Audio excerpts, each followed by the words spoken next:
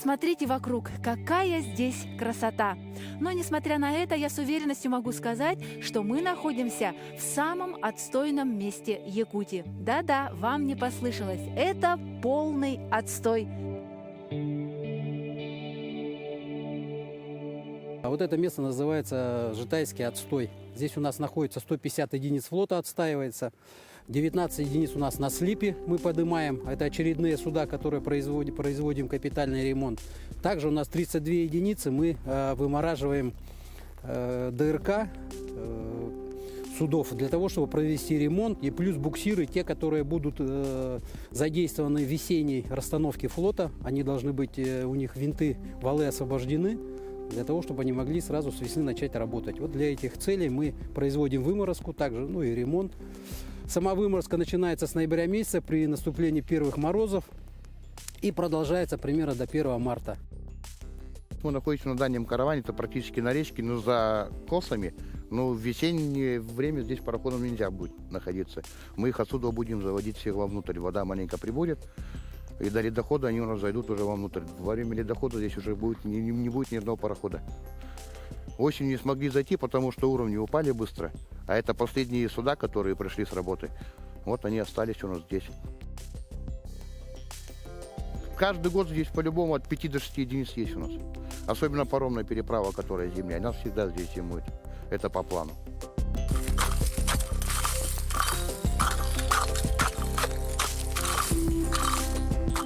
Вот все выморозчики вот сперва получают здесь инструмент. С утра оттягиваем, все делаем. Сейчас я это вам продемонстрирую все наглядно.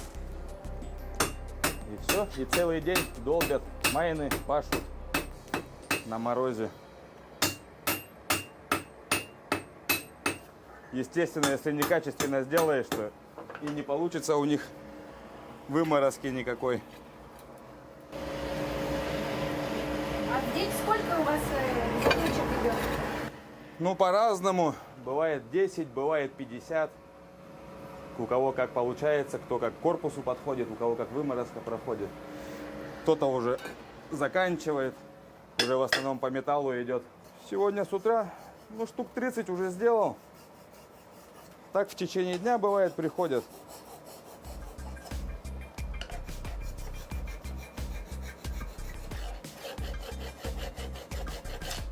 Как говорится, постоянно приходится быть на боевом посту, чтоб работа не вставала у выморозчиков. Не задерживать, чтоб ремонт. Вот, готовый инструмент для выморозчиков. Все, можно смело работать идти. Вот сюда вот все составляем. Пирамиды этой не хватает с утра, когда начинаем работать.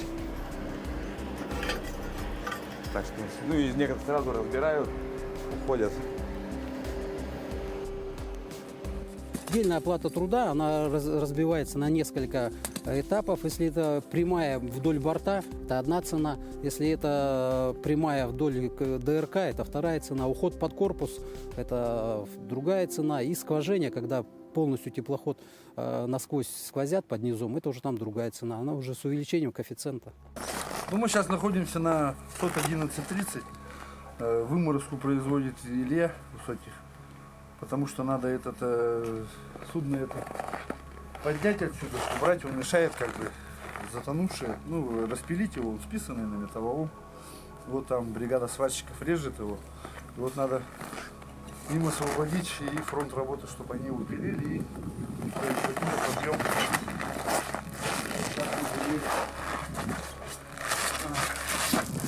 Так, все. Подборки не будем, да?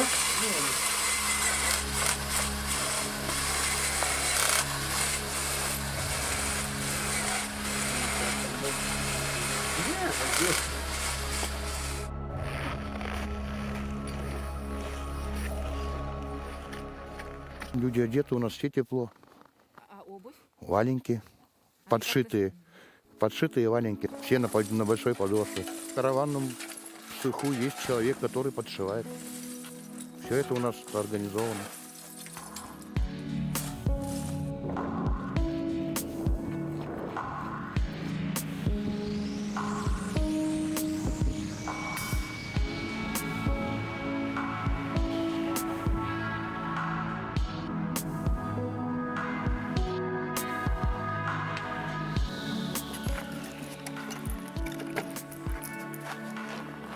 Вот это да! Доспехи рыцарские. Ну что ж, кайло мне в руки, и можно спускаться в царство вечной мерзлоты.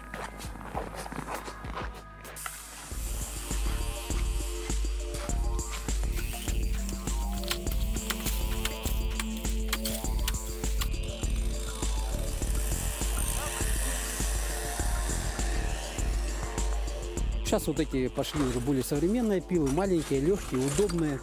Так что вот только что меняется бензопила, а остальное все остается. Ну, спецодежда меняется, то, что люди стали более в легкой и удобной спецодежде работать.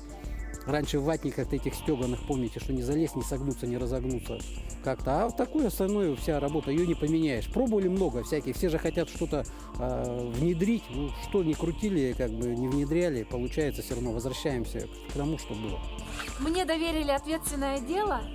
Есть вероятность напороться на пузырь, но сказали, что здесь участок такой подобрали более безопасный. Попробую, никогда этим не занималась.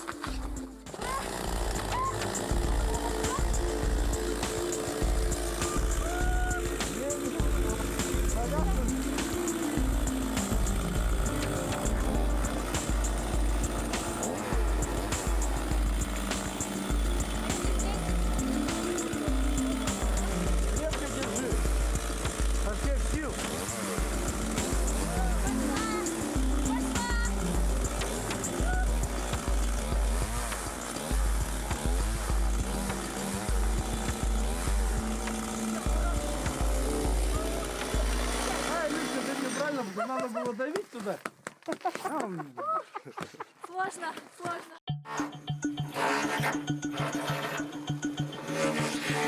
Самый необходимый инструмент это, конечно, бензопила. Без нее никуда. Бензин для нее специально. Масло для смазки цепи, потому что без нее тоже плохо будет пилить. Лопата. Выкидывать снег. Метелка, но метелка у меня там на объекте. Еще масло. Самое главное это вата обычная. Если вдруг пузырь, вода, еще вата. Также есть чопики, если пробьем, допустим, кайлом. Чопики, чтобы затыкать, когда замираем лед.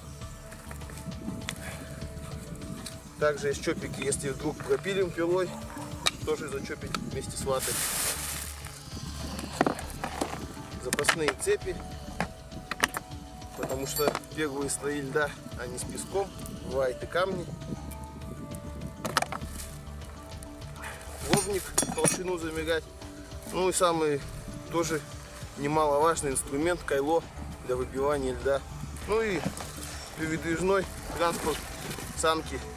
Самое необходимое сложил и поехал на объект.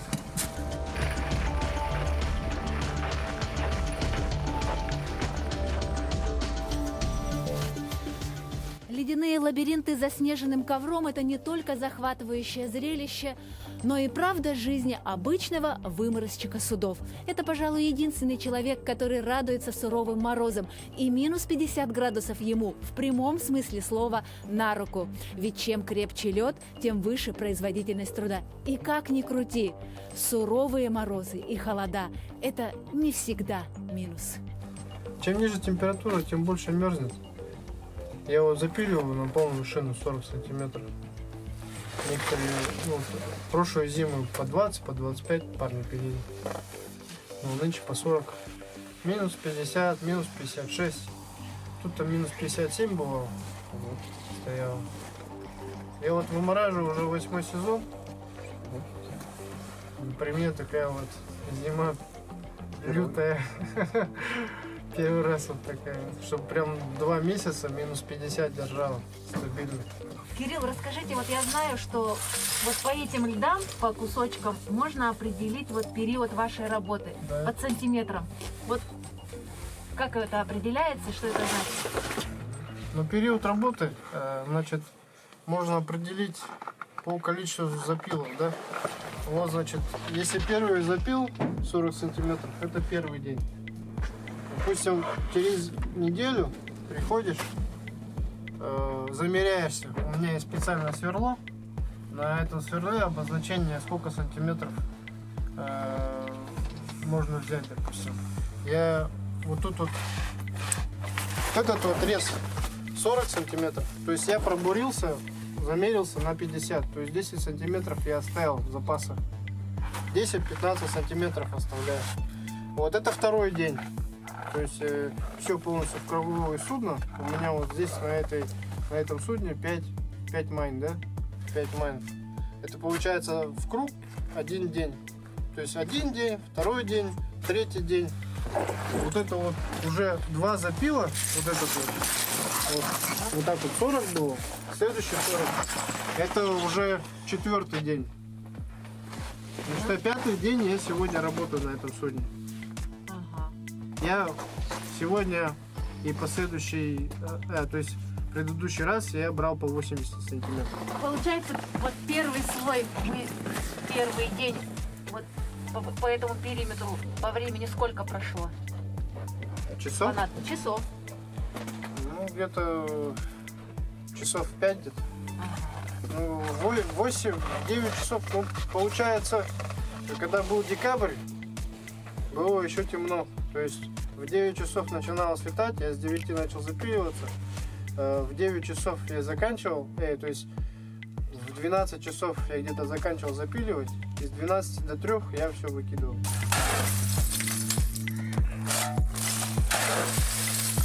Ну, чем холоднее, тем лучше нам. Актированный, где нету, лед лучше промерзает. От морозов у нас за неделю лед намерзает, ну, скажем, в средние морозы в 45, за неделю намерзает до 30 сантиметров. Но это надо каждодневно подметать, чтобы лед был чистый. Если он будет снегом заваленный, намерзать ничего не будет. А у нас чем больше намерзает, тем быстрее будет выморозка идти. Потому что поэтапно это все идет. За раз мы сразу глубину никогда не выпилим. Потому что сейчас на данный момент мы мерили воду, там, где не ездили пароходы, ничего, с осени лед сам по себе намерзает, под снегом вот, закрытый. Там всего 45 сантиметров льда, дальше вода идет. Вот, Майн, это при моем торжестве тут 185 сантиметров, тут больше 2 метров. Такая работа, объем произведен. Серьезный. Но сейчас мы вот решаем, как ее удобно надо ступеньку будет подобрать. Потому что тут под насадку, тут еще надо полметра надо вниз брать льда. И вот этот надо слой снимать сейчас. И тут очень надо ювелирно. Так, ну что, сколько у тебя шинок? Сколько? 25. Хорош?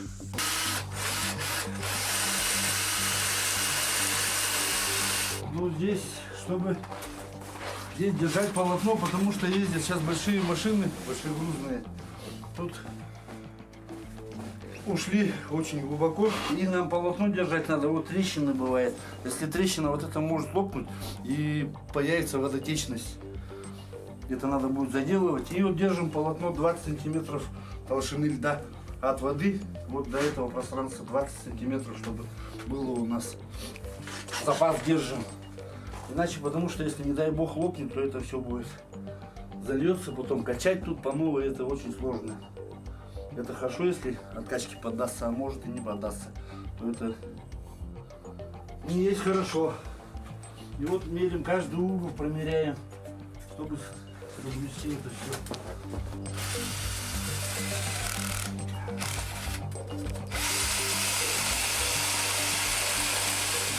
Это, наверное, не структура льда, можно назвать, а именно вот специфика того или иного места. Потому что вот именно у нас в Затоне вода стоячая, и начинается брожение вот этих микроорганизмов всех на дне. И вот эти пузыри, они поднимаются. Это как в озерах. Там больше пузырей, и вот это метан вырабатывается, и все остальное выходит.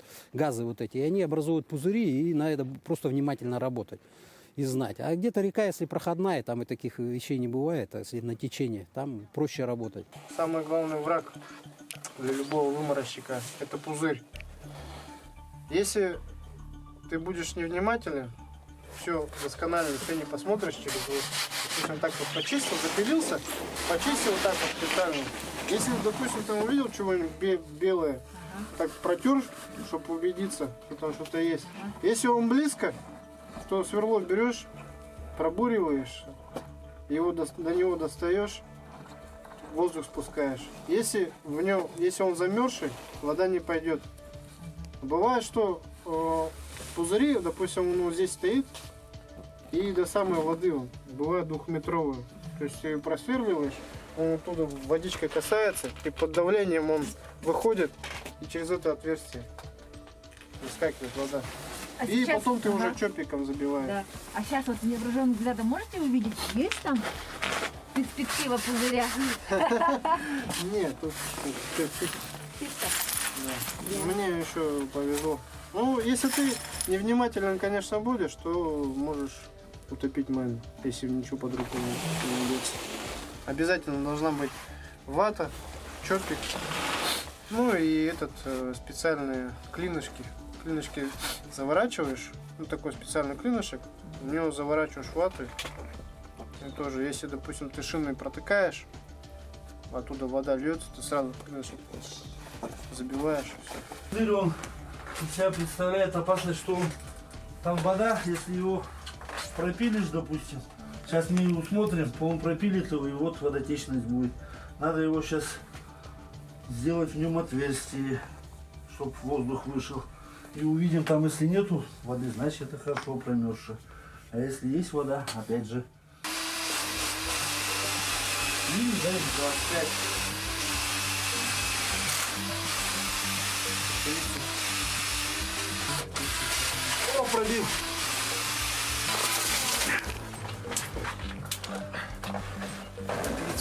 30. Вот, пробили. 30 сантиметров воды, значит, и льда. Это мало. Ну вот замерили. Полотна мало, 30 сантиметров, это придется 15 сантиметров снимать и оставлять 15 сантиметров. Ну, желало бы быть лучшего, чтобы 20 было. Потому что глубина большая, трещины тоже идут, здесь машины ходят, вода падает, лед трескается. Надо держать полотно побольше. Ну, как бы морозы сегодня нынче нам помогли. Ну ничего, постоит сейчас пару дней. И потом уже можно будет снимать сантиметров 20. И сейчас начнется самая работа такая ответственная здесь. Здесь очень глубоко. Ювелирная, сказать можно, как у ювелиров. Огранка. Самая огранка начнется. А если майну затопите, то... Майну затопишь, есть два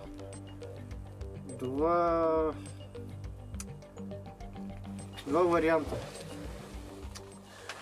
Два варианта развития событий, так сказать. Зарплату теряешь?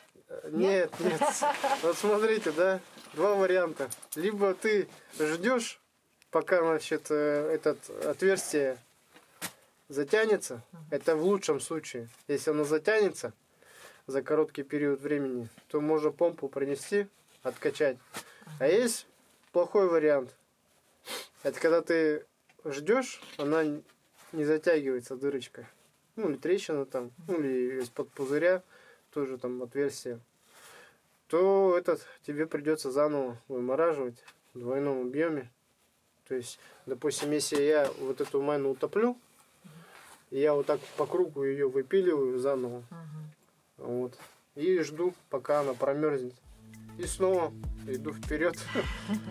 Ну, удачи вам. Спасибо Я большое. всегда думала, что для вас самый главный враг это холод. Оказалось, что обычный воздушный пузырь. Нет, значит, мороз для нас это главный друг. Здорово. Выборщик. А пузырь это самый зловещий враг заклятый.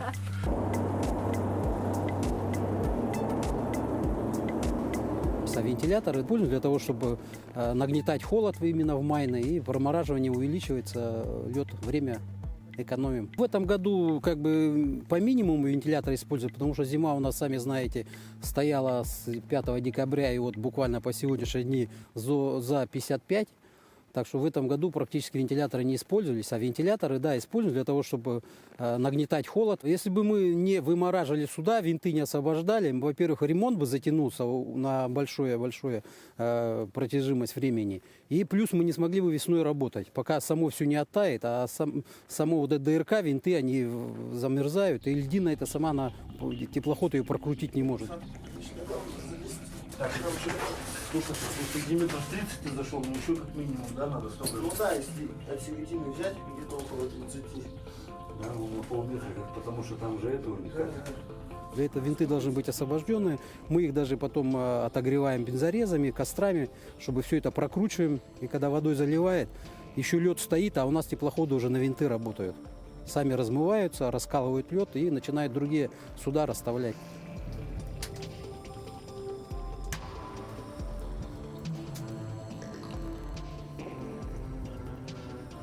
Ну вот процесс пошел, да, сейчас подожгли, чтобы подставить вал. И вот сейчас бензорезом будут греть обтекатель винта, чтобы снять винт. Это долгий процесс, это часа 4-5 жечь надо будет. Нормально, это меньше. Что здесь освободили рабочий пояс насадки. Ну, работа ему хватит воды здесь, весной воду пробьют и весной будет вода. Тут винт работать будет, хватит. А там такая майна, большой объем произвели работы углублительных, что насадку надо было снять в таких зимних условиях. И вот здесь поэтому такой объем большой. И глубокая, и широкая. Там произвели съем насадки, а открутили ее и опустили вниз. И вытащили. А здесь ничего такого ремонта не производилось, вот ее вот так оставили, чтобы освободили рабочий пояс ото льда, отогреют весной, когда экипаж придет, запустят все. И тут вода будет, тут все затопится, там просверлим отверстие буром, и будет работать он потихоньку на винты, и это все размывается. Лед начнет раскалываться, трещины, вот по трещинам все, и выйдет это все будет, он работать. Ну все, вот здесь произвели вовремя выморозку, освободили рулевой комплекс ото льда, сняли винты, рули сняли, все, освободили здесь. И вот сейчас будут производить ремонт винтов. Все это увезется в цех для наплавки, для правки. Это все готово уже. Морозы стояли хорошие, и вот выдалось удачно, все быстро сделали, и процесс идет. Вот эта насадка, вот ее привезли сюда сейчас на ремонт. Будут править и обратно поставят туда.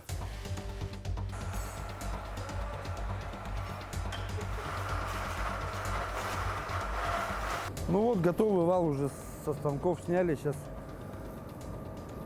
тот вынимут с гусева и поставят вот этот новый вал уже готовый.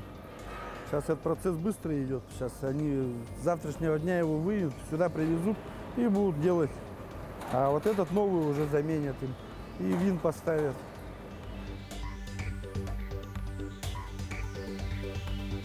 Ну это вот на слипе сюда поднятый на зимний ремонт.